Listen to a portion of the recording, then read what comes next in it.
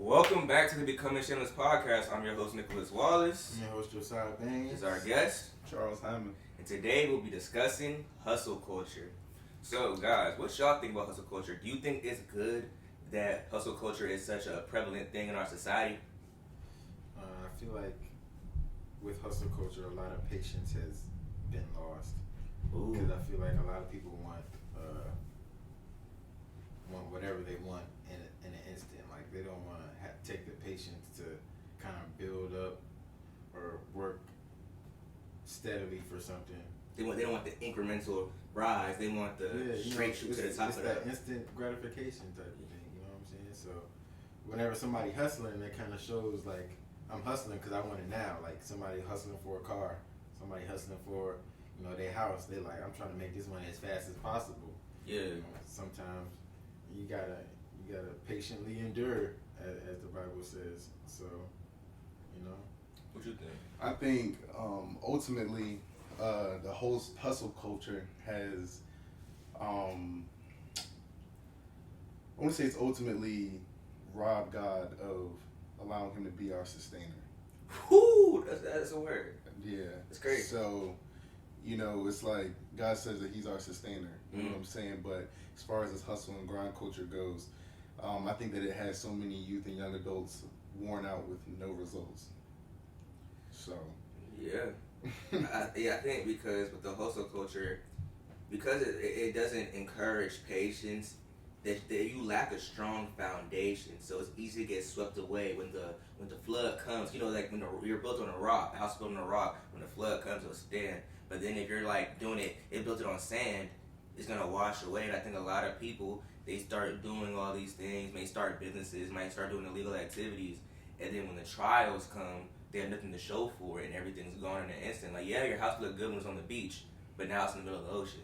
What you gonna do? Sink or swim? Hustling is a mindset, though, more before anything. I feel like the problem with the culture of hustling is the fact that, like I said, that instant gratification type of thing where everybody wants whatever they want, and really, what are you hustling for? Because some things people are hustling for, it don't really hold no value. Yeah, no. But, like, it's good to be it's not a bad thing to be a hustler. You can hustle, hustle in productive ways and positive ways. The mindset is bad, but like the love of just wanting, like, it kind of falls in line with like greed and hoarding. Like you wanna hustle to get everything instead of hustling to achieve a positive goal. And so that's kind of the line of demarcation. You said what are you hustling for? I like to take it a step deeper. Why are you hustling, right? Yeah. I think a lot of problems, even with hustle culture, most things in life, is the why behind it. Yes, you might want a house, you might want a car, you might want stability, but then, right, and people, that's not a bad thing, right? But why do you want those things? A lot of people are hustling to get all these things, and it's rooted in insecurity, rooted in comparing yourself. So I feel like a lot of people hustling is like, oh, I want all these Amiris, I want the purple, I want all this. But it's not because you really want it for yourself. You want it to fill a void, or you want it to impress somebody. You want it to make yourself feel like you're worthy. Because a lot of people, especially generation, especially with social media, we have feelings of inadequacy. So it's like, you'll look and you'll be like, I'm 23, they're 23, they got all this. Yeah. I want this, I want a house, I want all this. And it's like, that's cool. There's nothing wrong with wanting a house and wanting stability, but you want it so you could play catch up. And that's why I think a lot of people in our generation, they end up being so unhappy and depressed because it's not even the what, it's the why they're doing it. And a lot of people don't know how to identify why they do things because most people are followers. Because the Lord is our shepherd, would that make us? I agree. I think that people are trying to fill a void. I think that social media has kind of done our generation a disservice as far as that goes. Hustle and grind aren't even words in the Bible. You know what I'm saying? But you can look at the context and see, okay, if man doesn't work, he don't eat. But my take on it is, if you're gonna grind or hustle, do it doing what God has called you to do. You know what I'm saying? When you read about Abraham, he didn't hustle or grind to become the father of many nations. David didn't hustle or grind to become king. As long as you're faithfully, diligently working in the season that God has you, you're going to walk into what so many people are hustling and grinding to try and get to. Yeah. So that's real. I think the bad thing about hustle culture too is, you know, we're called to love others, treat others, you know, love your neighbor as you love yourself. And I think like hustle culture gives you tunnel vision to where you're so focused on what you're trying to attain that you don't realize, like we spoke of the analogy, you're driving and you're not looking in your rearview mirror and you're merging into other lanes. You might make somebody crash, all because you're trying to get to your destination and speed there as fast as possible. And I think a lot of people have crashed with no insurance.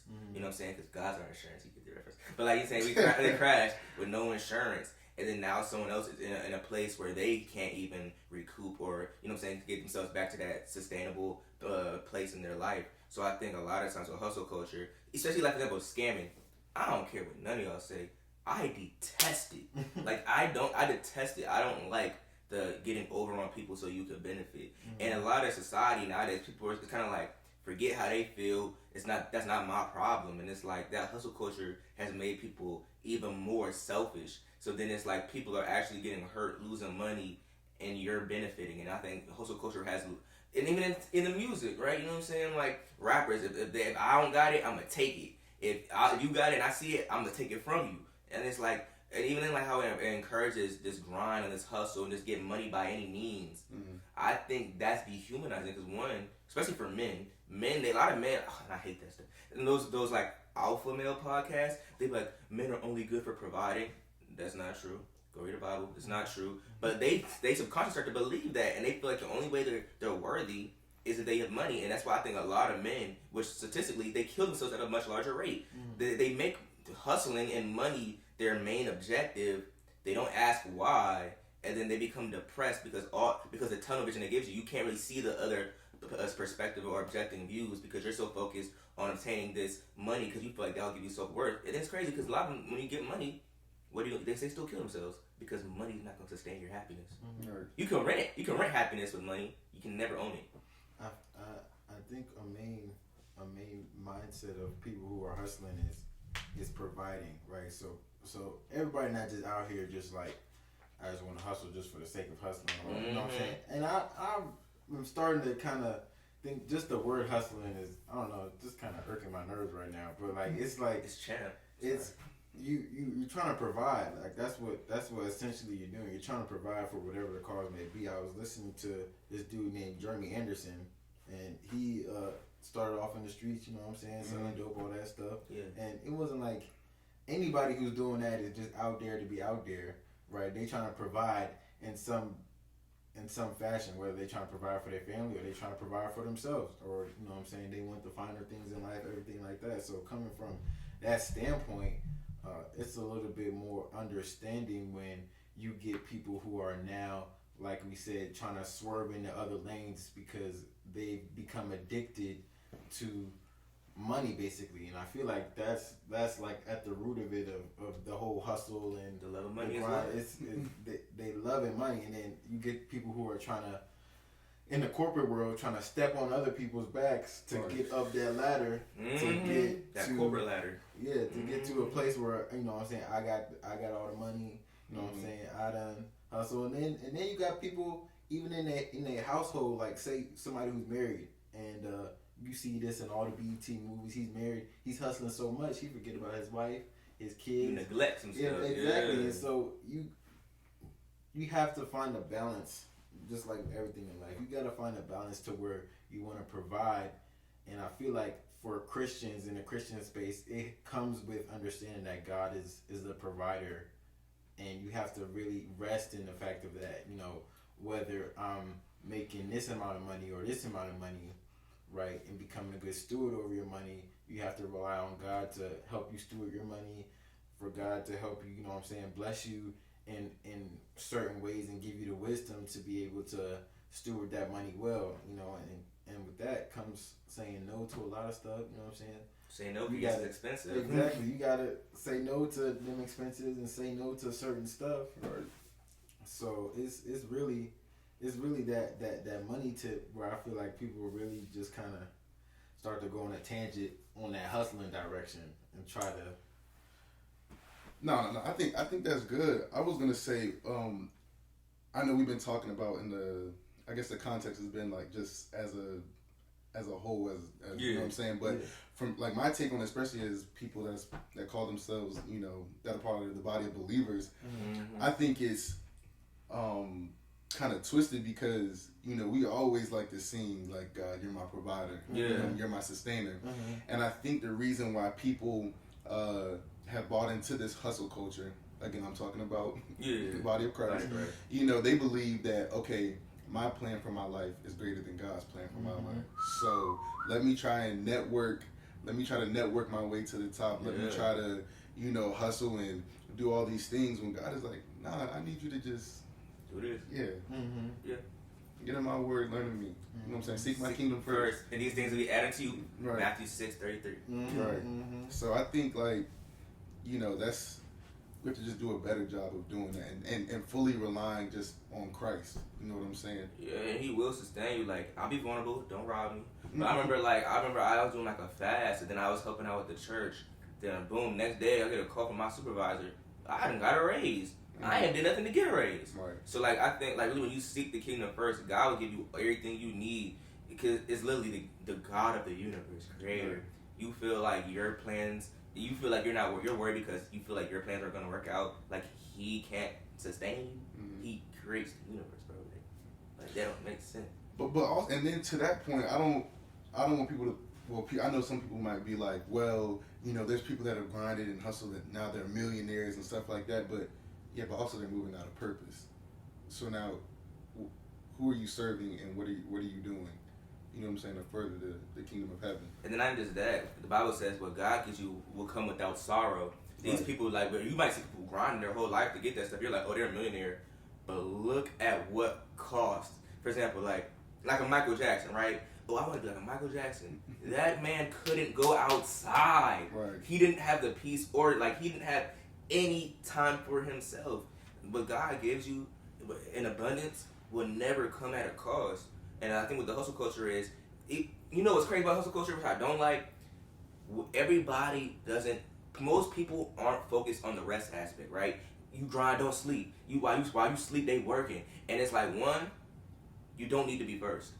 Be the best you can be, but everybody's so worried about being first. I want to be the one to have this. I want to say I can play everybody on. That's rooted in ego. Then it's like, oh, don't rest. God rested on the seventh day. That's why He even, Old Testament, respect the Sabbath, keep it holy. Right. Everybody is so big on grind, that they're killing themselves. Especially in the church. Like, our bodies are not made to just work all the time. And dis-ease causes disease. We do not emphasize the importance of rest. And that's to my point earlier, like, there's no reason why our generation should be this young feeling so old. And it's a hustle culture, and I'm telling you, like, it has left us worn out with no results. With none to show for it. And that's the downside. And even then, like, cause I like to read and stuff. So you read like the 48 Laws of Power, the people that you might compare yourself to and want to be like, who are in these high positions, what have they done to get to these positions in that hustle culture? You have some who, a lot of them, they take advantage of people in lower positions. Then you have some people who do ungodly things to get to that place. So it's like that hustle culture, if anything, it's just going to lead you to a place of tiredness and a place of frustration and being worn out. Because even when you do get it, to sustain it, there's some things you might have to do, and there's some things there might be a cost with it. It could be your mental health. It could be your time for rest. It could be you spend like NBA players. A lot of them will be like, or pro athletes, they'll be like, you know what I'm saying? They wish they spent more time with their kids. You can't get that stuff back. Right. No matter how much after you retire, the time you spend with the kids, they're 16 now, bro. Like, they're not babies no more. You missed your child being a baby. Right. So that hustle culture is not real. Really do what the plans that God has for you trump everything, because we make our plans, but the Lord aligns our stuff. But walking in obedience will negate the need to hustle. Right. You know, you just said something, and it just made me think about this conversation that I had literally just this past week. Mm-hmm. I think another reason why, I don't know about y'all, but for me personally in my life, I've just been so, like, worn out, is because I found myself for a while like, you know what, God, I'm putting it in your hands. and then I try to get it back from God. Like, well, you know You what? gotta trust the guy, yeah. Let me work this a little bit. You know what I'm saying? Nah, God, it's okay. And like that pull, like, you know what I'm saying? Like, it's just so daunting. Like, bro, like, it'll just make you so tired, and then you still haven't done anything. You know what I'm saying? Yeah, so it's exactly. just better to just fully just give it all to God and just let Him do what He gonna do. And then even with hustle culture, one thing I think is a bad thing too. Not every hobby has to become an occupation or a hustle, right? I think a lot of times, even with even with athletes, 'cause these two are hoopers. Even with like athletes and stuff, you play basketball because you love the game, but then at some point you see a lot of sports, people become dissatisfied and not happy playing anymore because something they did for love now feels like a job and a task. And I think that happens with a lot of hobbies. Like you see in this society, it's like, oh, you could draw. Oh, you should be just go paint some stuff, sell it. Oh, you could. Oh, you like to knit. Go make some clothing. Like, and it's like not everything you do for your own peace of mind should be a hobby because you're doing it for a place of escape in a healthy manner, and you're doing it to distract yourself from the realities of the world in a healthy manner. So you trying to use it to, you know what I'm saying, profit off of it. If anything, it can make you detest what you do. Because imagine you do something that you love and it don't sell. Right. And now you feel now you have insecurity creeping in, and you're dissatisfied, and now you gotta put your resources in it, and now you just lost your money. Right. Just because you can do it doesn't mean you should. Just because you can do it doesn't mean you should do it. And it's like just because you do it well doesn't mean you need. Just because you do it well doesn't mean you do it for sale. You know what I'm saying? Keep it to yourself. When you had, it was a while ago, and I was sitting here trying to find the song when you had talked about how, you know, in the Christian culture, a lot of times we want to hustle and, you know what I'm saying, get all that stuff because we're like, dang, like, you know what I'm saying, people who don't live for God, who are believers, like, you see them advancing, you see everybody else, you know, getting rich and stuff like that, and you said they're walking in purpose, and it was crazy because a lot of times, at least in my life, I'm like, God, like, why am I in this position? And, you know what I'm saying, somebody who don't even believe in you is in a higher position, like, they sitting there, you know what I'm saying, getting all the money, all the stuff, you know what I'm saying, and part of it is because, you know what I'm saying, that their own purpose and their own agenda, you know what I'm saying, the blessing of God is way greater than You should give yourself. what you can obtain yourself and what the world can give you. Like walking in a blessing and then being able to, you know what I'm saying, get money here and there is totally different. Like you have a lot of peace when you're a child of God and you walk in a blessing. Like you can sleep at night, right? Yeah, like Michael Jackson, you know what I'm saying? Michael Jackson, he couldn't sleep at night. He wasn't able to because he had a whole lot of stuff going on in his soul. He's a real one. He was real talented. Like, he was, but his soul wasn't able to rest. You know what I'm saying? Which is why he had to, you know, take the sleep chambers and all them pills and took them out. But I just thought about this.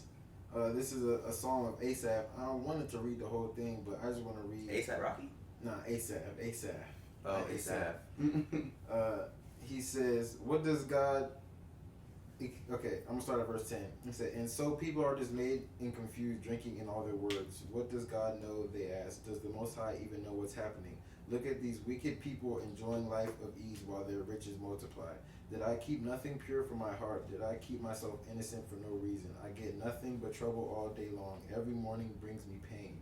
If I had really spoken this way to others, I would have been a traitor to your people. So I tried to understand why the wicked prosper. But what a difficult task it is. Then I went into your sanctuary, O God, and finally understood the destiny of the wicked. Truly, you put them on a slippery path. You send them sliding over the cliff to destruction. In an instant, they are destroyed, completely swept away by terrors. When you arise, O Lord, you will laugh at their silly ideas as a person laughs at their dreams in the morning."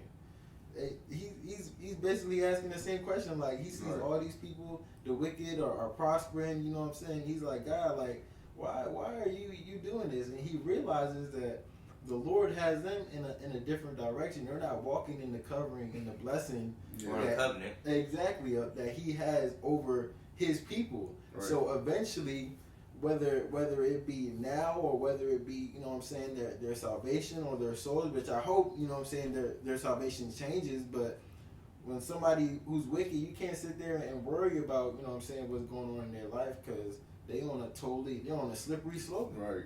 So, and it's crazy because like in Proverbs and in Ecclesiastes, and they kind of address that. You know what I'm saying? Those rich get money, rich schemes, they're all gonna fail and lead to destruction. So you know, it might look good now, but and you see it all the time. Like it's kind of like people be doing that type of stuff, and then years later they get caught up because you feel like no one was watching you. It all catches up to you. What Biggie say? More money, more problems. But like I said, but God bless you with, you know what I'm saying, it comes at no cost. But if you're doing things like giver schemes or doing illegal activity, you really have to watch out because that tunnel vision that you have, some people have road rage. They're gonna come back when you hit their car, and they gonna get you. You know what I'm saying? So I think, you know what I'm saying, just like moving with obedience, like for example, right? Because even with hustle culture, you might look like, oh, this person all this money. God is not against giving his children wealth. Right? Solomon, seek the kingdom first and all his righteousness, right? Go to King Solomon. What did he ask for? He asked for wisdom. And God doubled that. I'm going to give you wisdom and that bread. You know what I'm saying? Right. Like, he got all that. God will give you all that stuff in peace. You just got to really put him first and walk in obedience. So I agree. I think it's twofold. Like, I think that people that don't claim to be saved or whatever, that do have many riches, that of course that aren't doing like illegal things or whatever the case may be. Like, I think like that they just go after it. I think that the church kind of like does a bad job of it. Like they kind of like, well, God, like I want to do this, but like, God, should I? Or and like God's already like, go ahead, like, you know what I'm saying? You but gotta like, step out on that faith. But like exactly stepping out on faith, but we kind of like are timid about it. Where they're just like, I'm gonna just do it. I'm gonna just go hard at it. Let me just do it. And I think that's a job that we could be better at. But I also thought about Matthew 6:19 and 20. Do not store up for yourselves treasures on earth where moth and vermin destroy, and where thieves break in and steal. So, like you were saying, like you know, our riches are in heaven. And, you know what I'm saying? So we're not just thinking about this right here. Because this is not gonna last. I like a Rolex, but it's not. You know, take it with you. I wanna. I found this on the web. Siri agrees. It's nothing. I don't want people to think there's nothing wrong with wanting nice things on earth, right? And I feel like a big problem in church is that we try to get God to give us so much, right? Like the Israelites going into the promised land. God said, I'm gonna lead you to the promised land, and the milk, there wasn't buckets of milk and honey just sitting in the promised land, right? There was cows that had to be milked, and there was bees you had to get honey from. You have to go work and get the bees to give you the honey and the cows to give you the milk, right? We as the Christian the church, a lot of church people want God to give them. They want to walk exactly. They want to walk into just $100,000. Like no, and I feel like that's that works is dead. And that's kind of the testament of people who, you know, the people who aren't believers, right? It doesn't mean that they're bad, that they're doing illegal stuff or ways like that. Some people, Donald Trump has a mind that can work money. Like he knows how to make money. Like if you want to learn certain aspects, you gotta go learn that stuff. Like it's nothing wrong with getting a mentor who's a business mentor, you know what I'm saying, that knows how to make money, you know what I'm saying, and learning from them. And then now you're able to use that knowledge to advance in your purpose. But you can't be mad. That's another thing. You can't be mad at somebody else who has worked to get to the point where they're able to make money, whether they're a believer or not. Like they've worked to that point to be able to make the money that they make and stuff. Like you gotta be able to be Christians. God's not just gonna give you all the stuff that you want. Like you can't just be mad. Can I ask that? Yeah. I think a lot of times, like, and I'm gonna get on the church a little bit. They produce a spirit of timidity, like you said, because people feel like this.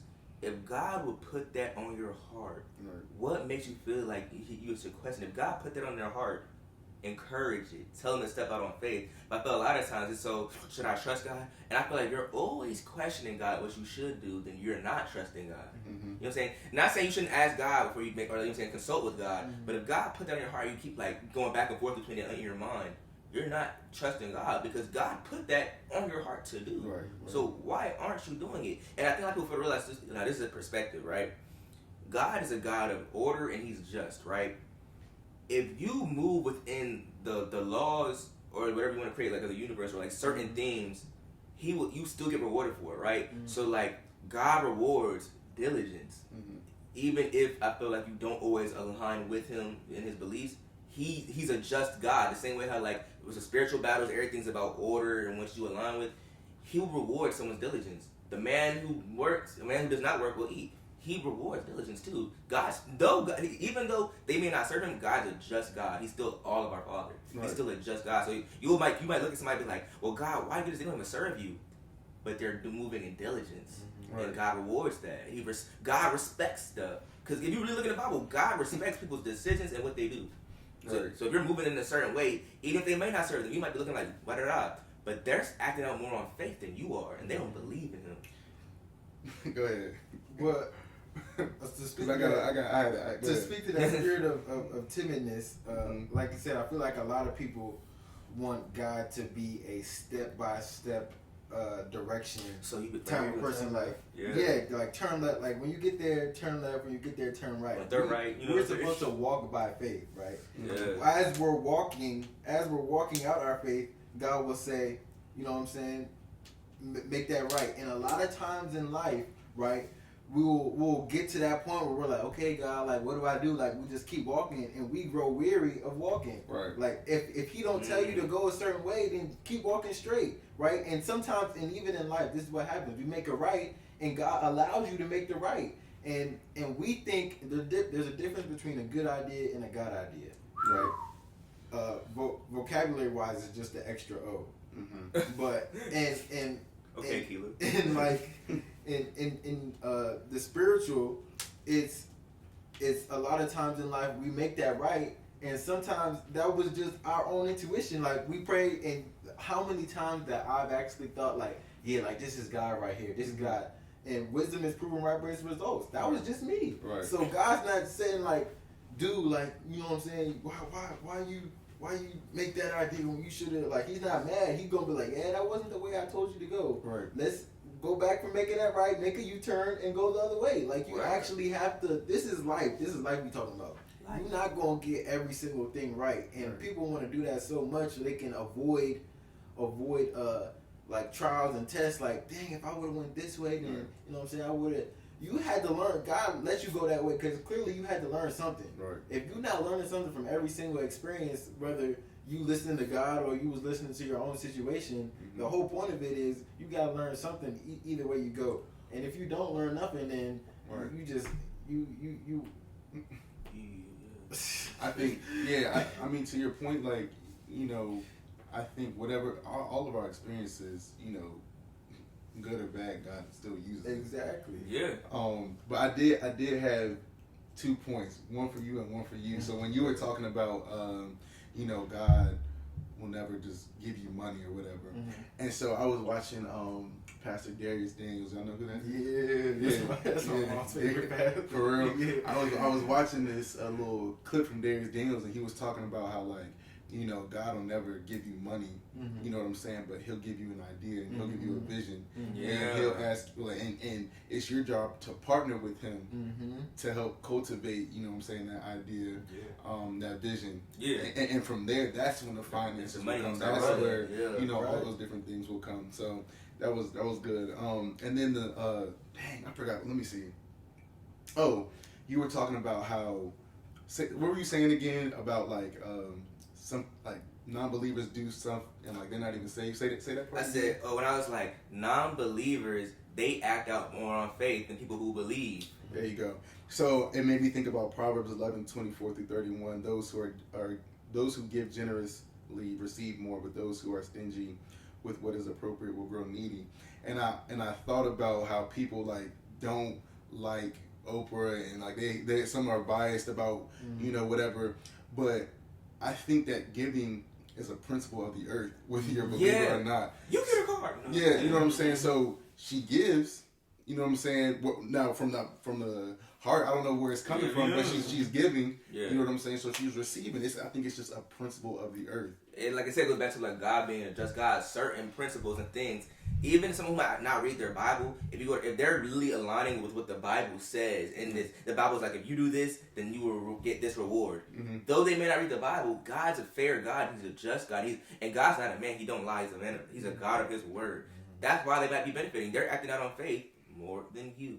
And that's what I think a lot of people with the church, like, it creates a sense of timidity because it tells you to question yourself. God put it on your heart, but you bring it to people of the church, and now they make you question what God's put on your heart. Mm-hmm. And I think a lot of what the church is, there's it's a lot of prosperity teaching, right? But also discouragement instead of encouragement to act out on your faith. Because like faith without work is dead. What's good if you having all this faith, but you don't show it through your act? You're not leaving. Like my sister, like I remember she came to my room one time and she was like, I need to move. Didn't even talk to her job yet. She moved to Atlanta. Got a nice job. And it's kind of like, well, God, whatever you lose in the process, you have to trust God with something greater. Like I was talking to my bro about this. Like even then with like the faith thing and the hustle, like a lot of times you might not want to leave that girl because you want to, she's a good girl. Mm-hmm. But if you don't leave her, you might not get the great girl. You know what I'm saying? And I think we need to encourage. And so if we encourage Christians and followers of Christ to act out on faith, they wouldn't feel like they need to resort to hustle culture because anxiety can only be created when there's a lack of trust in God and when you're seeking control over a situation. If you're trying to have control of the situation, that's where you get anxiety from because you can't sustain it yourself.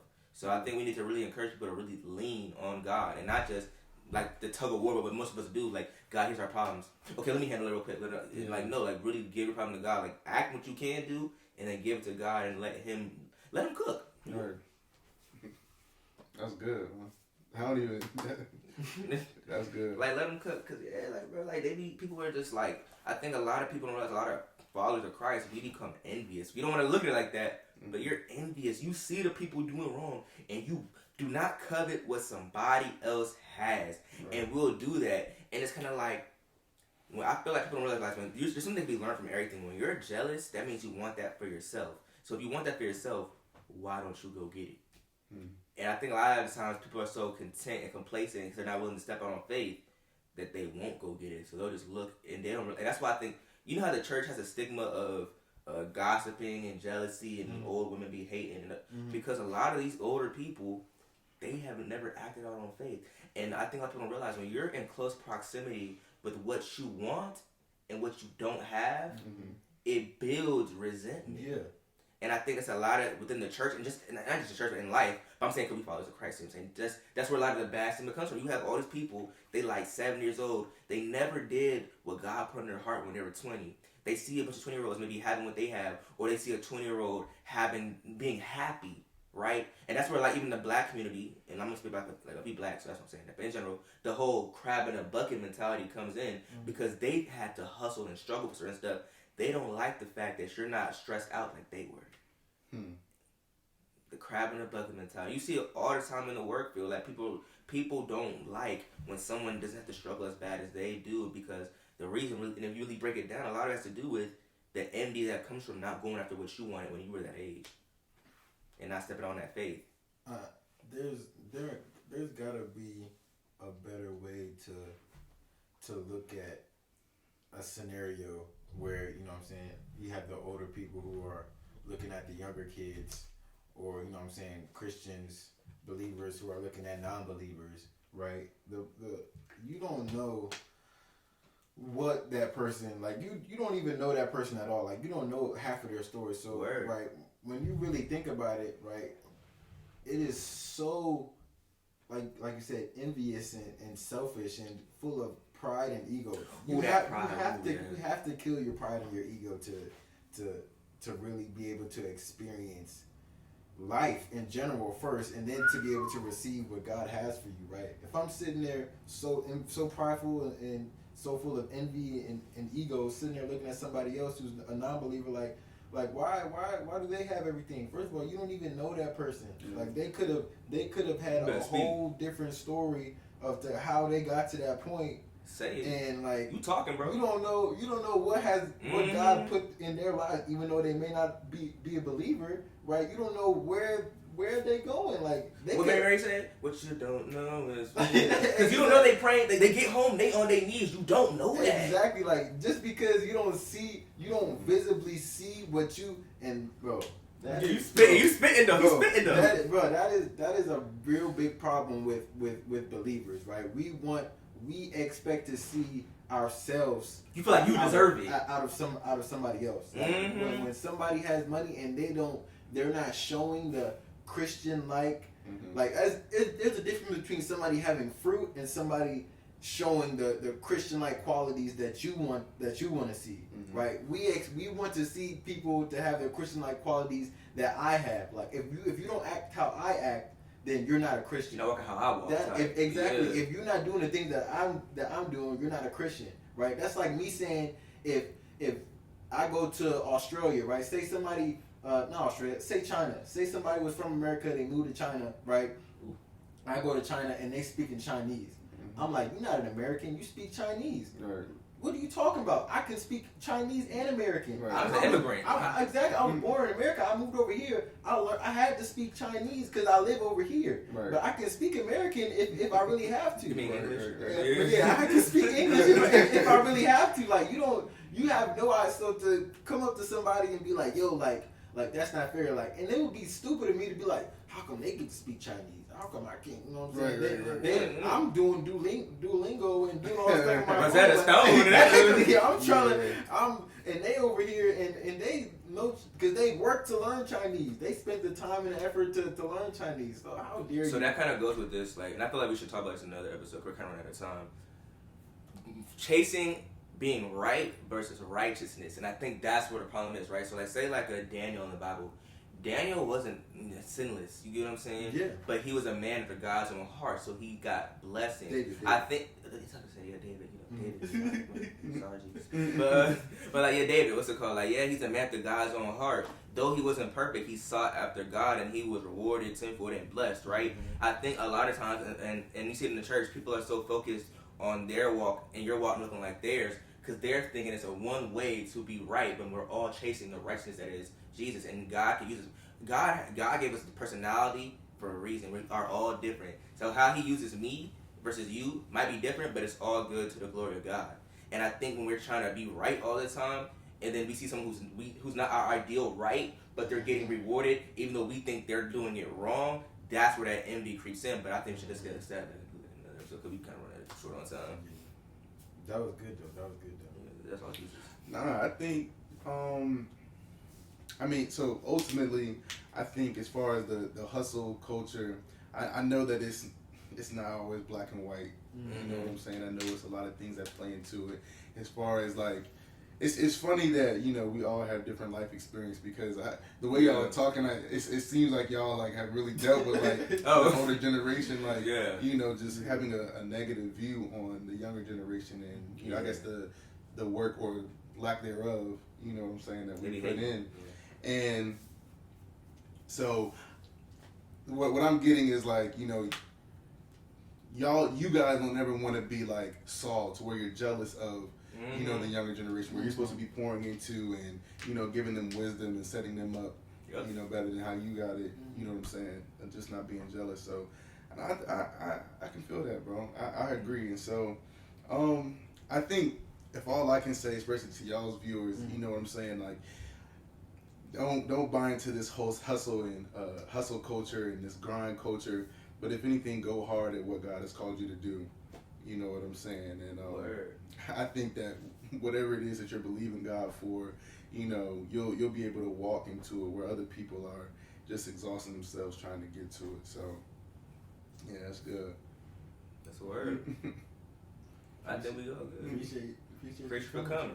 Yes, sir, man. I appreciate y'all having me. Anytime, man. Till next time.